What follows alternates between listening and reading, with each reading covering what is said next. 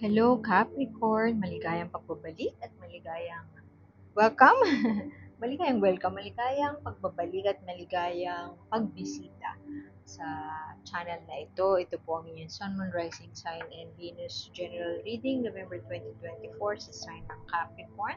Agad-agad, kuha tayo ng isang card na core energy ng iyong reading. Ooh, nice! Full card.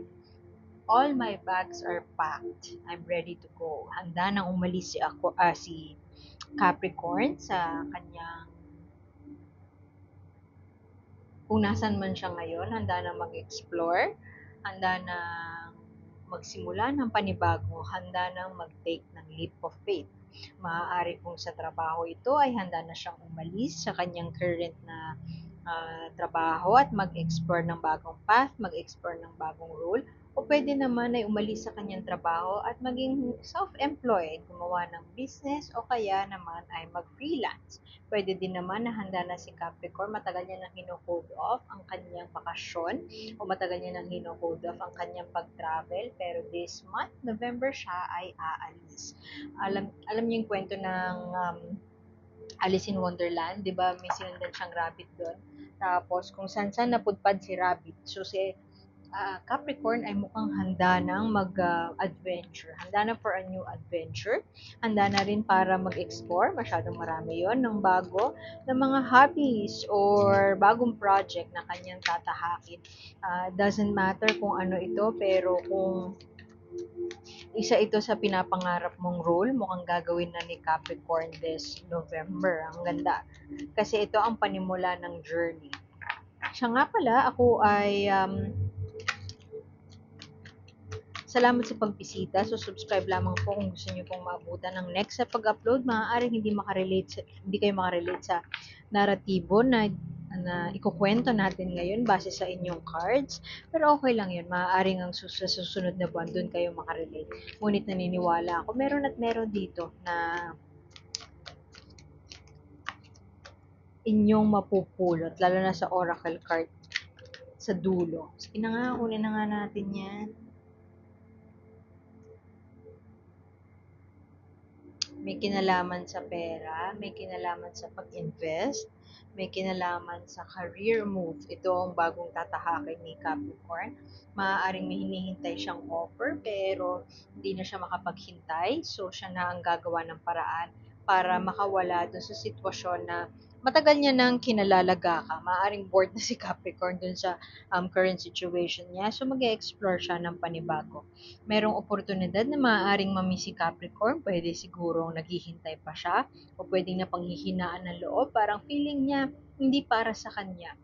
Halimbawa, pwede yun in the form of an offer from another person, from a friend na naniniwala sa kanyang kakayahan, pero hindi niya tinanggap kasi feeling niya hindi siya equipped enough, hindi siya ready. Ngunit kung ano man itong tatahaking bago ni Capricorn, ito ay magdudulot sa kanya ng pagbabago sa buhay. Transformative siya, kumbaga.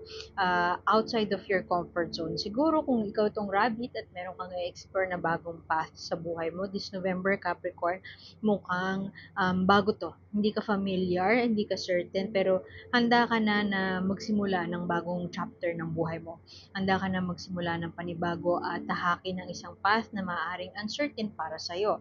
Ngayon, meron dahil siguro in-express mo ang iyong need na mag-change ng career, merong in-offer sa'yo, pero yun nga, mukhang napanghinaan ka ng loob o napanghihinaan pa ng loob kasi outstanding offer pa siya, hindi ka pa umuoo, hindi ka pa humihindi, gusto mo lang manahimik para makapag-desisyon, pero pinag-iisipan mong mabuti. Maaaring meron ng in-offer sa'yo, pero tinanggihan mo dahil nga feeling mo, hindi ka ready, hindi ka equipped, hindi pa handa.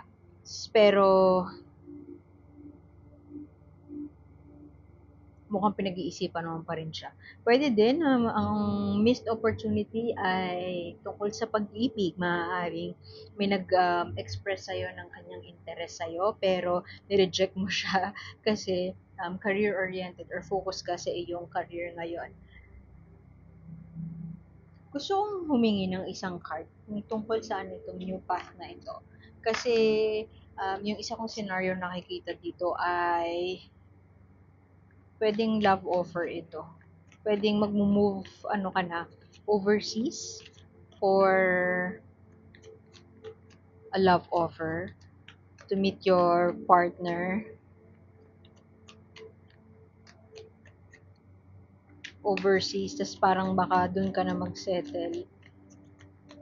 Pero baka yun yung dahilan kung bakit ka napanghihinaan ng loob kasi feeling mo hindi ka pa handa na mamuhay sa ibang bansa. Pwedeng yun yun.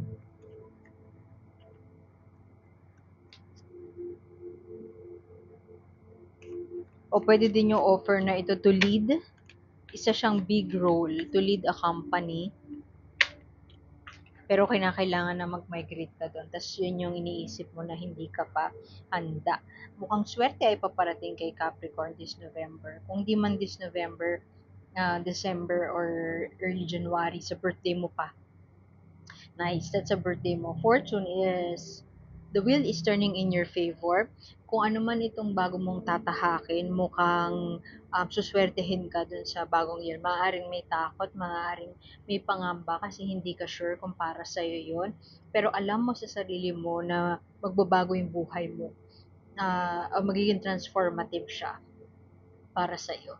At karamihan sa inyo, karamihan sa mga Capricorn, ano muna sila pag-iisipan muna nila mabuti at very career focused sila, mahilig magtrabaho, hardworking. So, kung may kinalaman sa trabaho, go si Capricorn. Pero kung may kinalaman sa pag-ibig, feel like baka palipasin pa ni Capricorn or pag-iisipan niya pang mabuti.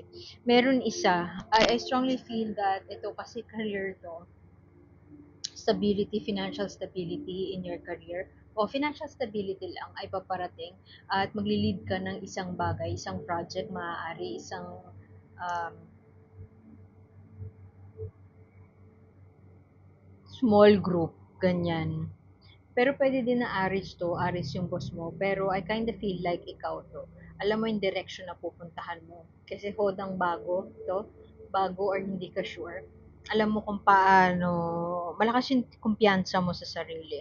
At alam mo kung paano i-lead yung team towards something better, towards a better path. Tapos, merong missed offer. May breakthrough moment na dumating pero missed siya. Or pwede din na hindi ka sure, hindi ka clear about a message of love, about a partnership. If this is not a love situation, pwedeng work partnership. Siguro meron nag-offer sa iyo na maging co-founder ng isang kumpanya, ng isang startup, pero hindi ka sure. So, pinalagpas mo lang siya kasi masyado kang nakafocus doon sa pinag-investan mo na ng energy and ng time. Pwedeng project, pwede din na investment as in stock investments. Pero I kind of feel like yung iba sa inyo kaya siguro hesitant to take that leap of faith kasi um, mas gusto mo maging empleyado, ganon, kesa mag-venture into a business. O pwede din na feeling mo hindi ka pa equipped or hindi ka built to build a business. At feeling ko, hanggat panghihinaan ka ng loob, hanggat i-feed mo yung insecurity or yung panghihina ng loob, I feel like hindi mangyayari, hindi papasok itong swerte na gustong pumasok sa buhay mo. Hindi papasok itong transformation na gustong pumasok sa buhay mo. Death, it may sound so scary, pero ang death kasi is transformation. Death of an old self. You are meant for greatness, Capricorn. Alam kong alam mo yun. Yun nga lang uh, hindi siya makapasok dahil dito sa self-doubt na to. Dahil dun sa, shit, kaya ko ba? Alam mo yun, ang lakas ng loob mo na mag-take ng leap of faith, mag-explore, mag-adventure. Pero, pag nasa harapan mo na siya, presented na siya sa'yo, parang eto ka, nagdadalawang isip, oh shit, joke lang. Joke lang pala. Aatras muna ako. Hindi ako sure. Atras, abante si Capricorn, hindi siya sure. Pero, itong cards na to, maaari ding Aries ang gusto mag-offer sa'yo ng cup of love. Whatever this is, pwedeng new opportunity in work, work work and love. Balanse siya kay Capricorn or magiging balanse siya if not this year, if not November, January or 2025. Itong dalawang cards na to, it's symbolic of equal partnership, give and take, complementing each other, if not romantic love. Darating siya sa buhay mo. Pero pwede din nga, katulad ng sinabi ko kanina, if you're focused on career, maaaring in-offer na to sa'yo nung nakaraan, pero dinisregard mo or nireject mo. Kasi, focus ka dun sa career. Pero mukhang magpaparamdam ulit to sa'yo. Magpaparamdam ulit tong tao na to. Kung hindi man siya romantic offer, job offer, partnership, maging co-founder nga, magpaparamdam ulit siya sa'yo yung offer ng, let's say, promotion, offer ng leadership.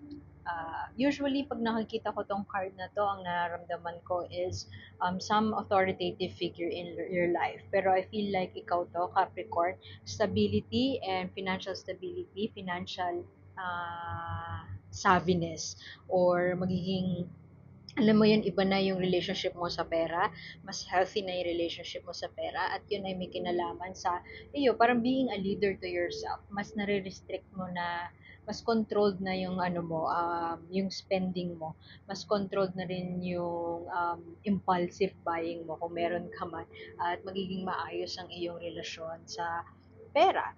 Ngayon, kung meron kang pinag-investan na, let's say, stocks or whatever business, it may fail, it may not be for you, at tingin ko na-realize naman yun ng iba sa inyo na wala pa yung return on investment na ine-expect mo. So ngayon, kung nawawalan ka na ng pasensya, paghihintay sa return on investment, I suggest na work out mo yung patience mo kasi mukhang matatagalan pa. Kung meron kang hinihintay na balik na pera, matatagalan pa siya. Hindi pa siya agad-agad. Hindi ko lang siya masyadong makita anong relationship nun dito sa new adventure. Pero, syempre, anything, bawat galaw naman natin may pera na may kinalaman. Pero I don't feel like, tingin ko si Capricorn this month, hindi magiging issue sa kanya yung pera. I mean, nawawalan siya ng pasensya dahil ang tagal bumalik nung investment niya. Pero, hindi yun magiging hadlang para gawin ni Capricorn yung gusto niyang gawin. Let's say, maggumawa ng project, umalis sa trabaho, magsimula ng bagong role, or mag-take ng leadership role. Hindi yun magiging hadlang ang pera kay Capricorn sa paggawa ng bagay na gusto niyang gawin. At tingin ko magiging successful si Capricorn for as long as hindi mawawala yung tiwala sa sarili. Mag-doubt ka lang sa sarili mo kasi alam mo yun, yung pag gusto mong mag-venture into something new, tatalon ka eh. You will take a leap of faith. Pero parang in the middle of, halimbawa no, nasa ano ka na, sa biyahe, i-relate natin halimbawa sa biyahe, papunta ka ng, halimbawa mula sa Cubao to Manila, nasa bandang ano ka na, Santa Mesa ka na, bigla ka pang parang, shit, tama ba to? Tutuloy ba ako? Yung gano'n, wag naman gano'n. Kung nasa Santa Mesa ka na, ituloy mo na. Bumiyahe ka na, no? Ituloy mo na kasi the moment na i-doubt mo yung sarili mo, dun mo makukuha itong defeat na sinasabi nila. Five of Swords, matatalo, alam mo may panalo ka kasi nga yung will is in your favor, yung swerte nasa iyo. Marami pang maaaring pagdaanan na pagdududa sa sarili, tama ba to? Tama ba tong path na ginagawa ko? Tama ba na tumalon ako? Pero wag mo kalilimutan na go all in. Go all in, don't go home.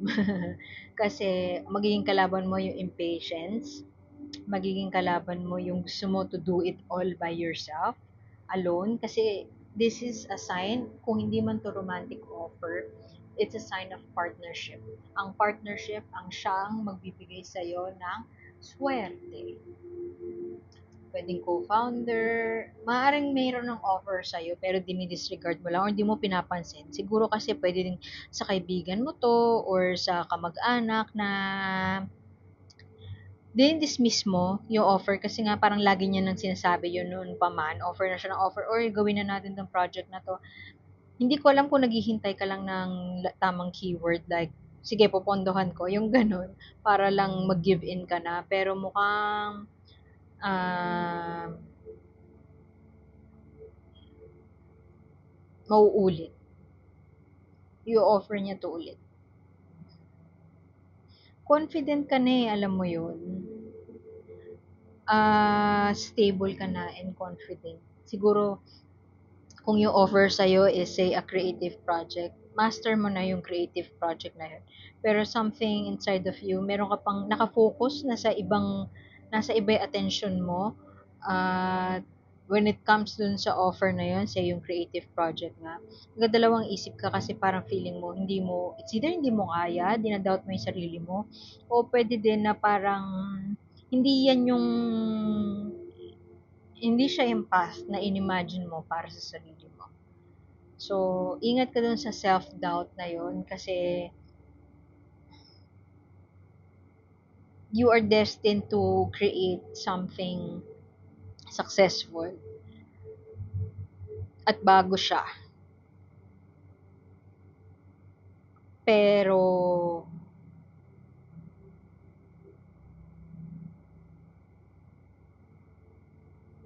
mag-overthink ka. I-overthink mo kung kaya mo ba. Parang, totoo ba to? Is it too good to be true? Parang wag na lang kaya kasi parang hindi siya totoo. Parang hindi ako deserving nun. So, once mag-creep in yung self-doubt na yun, yari ka. Talaga mag-fail siya. O play, enjoy lang daw, relax, Capricorn. Paano lagi ito nakukuha ni Capricorn? Play. Um, yung seriousness and pedantry or yung pag-overthink, pagiging rigid, pagiging strict, kawalan ng tiwala sa sarili, kawalan ng compassion sa sarili, yun ang magiging downfall mo, Capricorn. Kailangan mo mag-loosen up at kailangan mo gasgas man mag-connect sa yung inner child. What brings you joy? Naalala ko yung meditation teacher ko, ang sabi niya din sa akin dati, everything that you want or you wish for or you're starting, minsan hindi ka sure. Pero if it comes from a place of joy, magiging smooth ang iyong journey. So, kung ano man tong bago mong tatahakin, Capricorn, number one, huwag mong kakalimutan ang partnerships. Hindi ko sinasabi na tumalon ka sa romantic life. In general, hindi ko sure kasi kung ano kailangan more specific ang reading. At napaka-general nito sa lahat ng Capricorn, dami. So,